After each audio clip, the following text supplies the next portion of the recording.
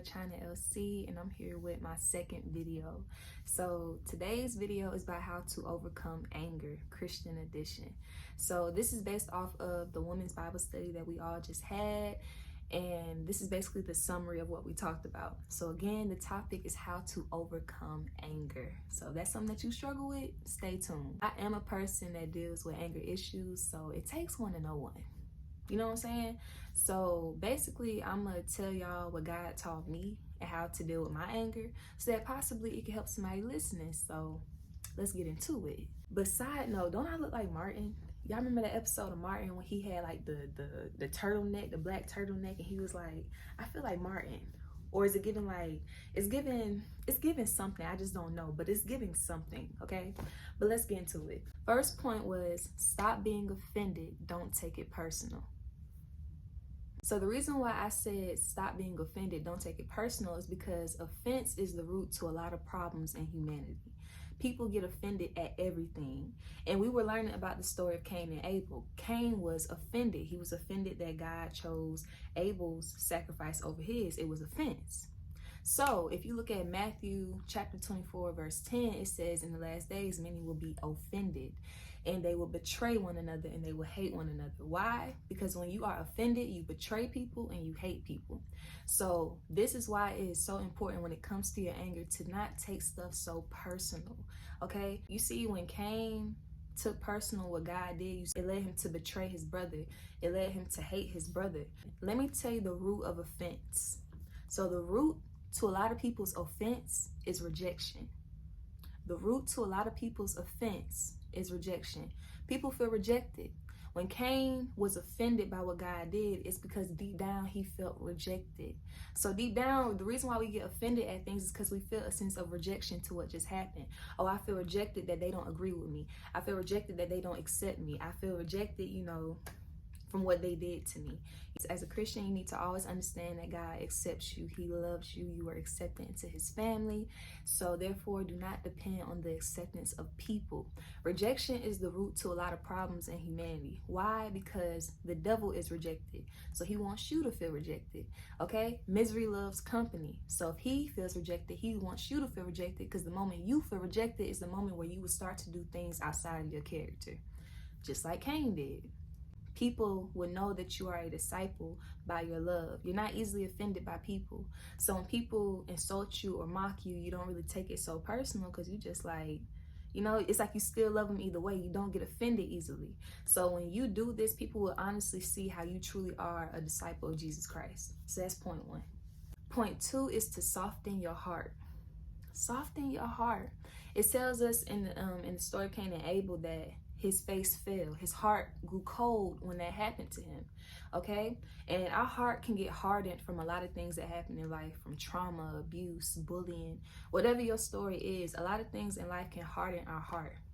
And this is a big problem, because this is the reason why so many people in today's age are cold-hearted. Okay, we call it cold-hearted, but really it's called having a hard heart. As a Christian, you have to understand that God gave you a new heart. He is turning your heart of stone to a heart of flesh. He's making your hard heart soft. Have a soft heart. What does it mean to have a hard heart? So if you have a hard heart when you are sensitive to how people treat you, but insensitive to how you treat others. When you have a soft heart, you need to reverse this. Be sensitive to how you treat others and insensitive to how people treat you. It's called having thick skin. So when people reject you, or when people insult you, when people misunderstand you, it bounces right off. You don't really take it too personal, but when you talk to them, you give them grace. You see where I'm coming at? That's what you need to do. You need to give people grace, give people mercy, because God gave it to you. So even if they did make you upset, and even if you have a valid reason, trust me, I know it, okay? People can try you. And when they do it, just give them grace, because God gave it to you. And this will also keep your peace too, girl, okay? And don't get even, get God. See, a lot of times we feed on our anger when it comes to people, because in a sense we want to get even with people. Don't get even with people, get God, okay? God is a God of justice. He loves justice, okay?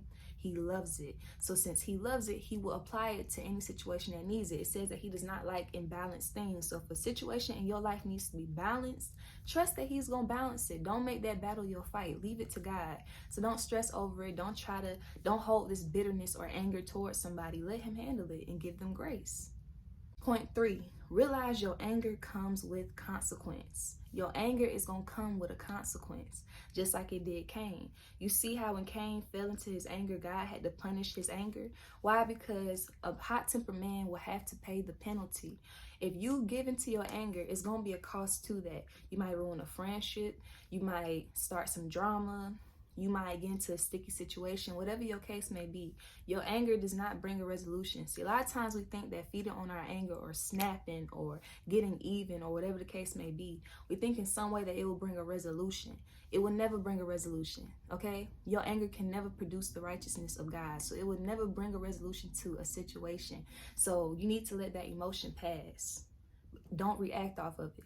I'm not telling you don't get angry because it's human nature to get angry, but don't react off of it because you will always pay a penalty. As a Christian, you are eternally secure, but you will always reap what you sow.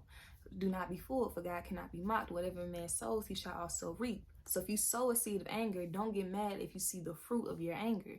Don't get mad if you start getting high blood pressure.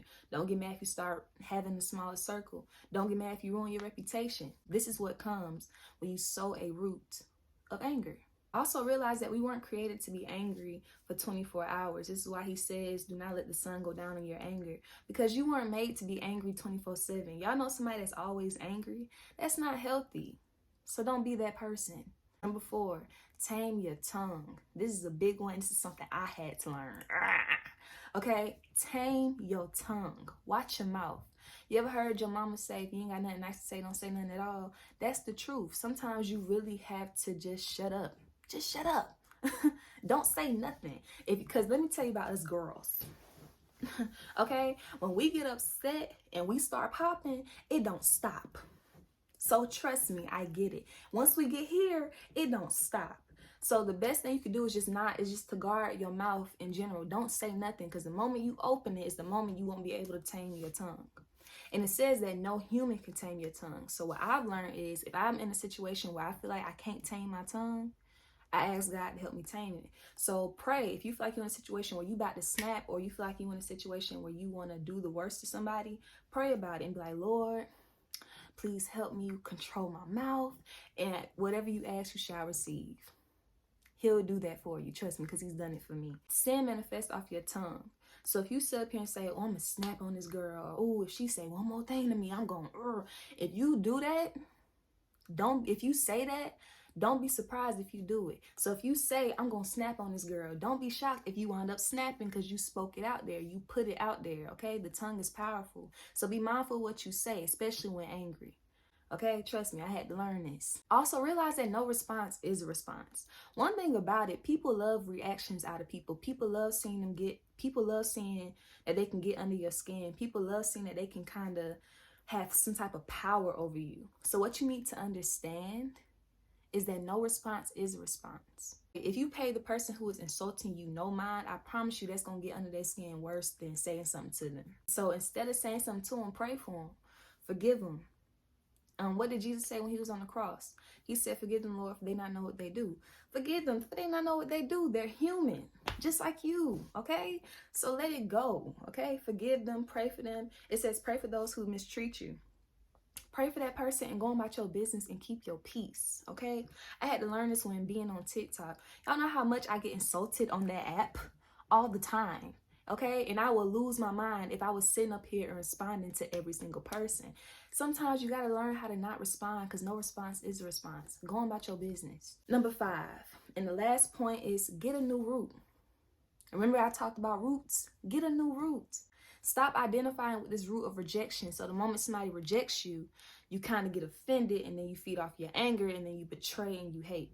Get a new root. It says in the Bible that we should renew our minds daily. So renew your mind. Well, how can I renew my mind? Instead of being rooted in powerlessness, rejection, hate, be rooted in what God told you that you were. I am loved. I am accepted. I am powerful. Be rooted in that. Renew your mind. Think of that daily. I am powerful. I am the righteousness of God. I am, what else? I am blessed. I am loved. I am a temple for the Holy Spirit. Be rooted in who you are. Be rooted in the new root that God gave you. Okay? So be rooted in love, acceptance, and power. Because the moment you are rooted in hate, rejection, and powerlessness is usually when you start to produce the fruits of having that root. So get a new root.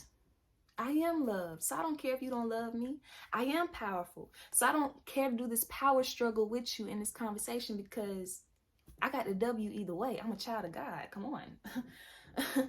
Okay, I'm powerful, so I don't care if you feel like you want the W. I can choose to lose. I won't get offended if you reject me because I know God accepts me. So if don't nobody else like me, God like me. Who can be against you when God is for you? Get a new root because that way you produce better fruit. So I hope that made sense and I hope that helped somebody because it definitely helped me. So with that being said, don't be stressed, be blessed. Peace.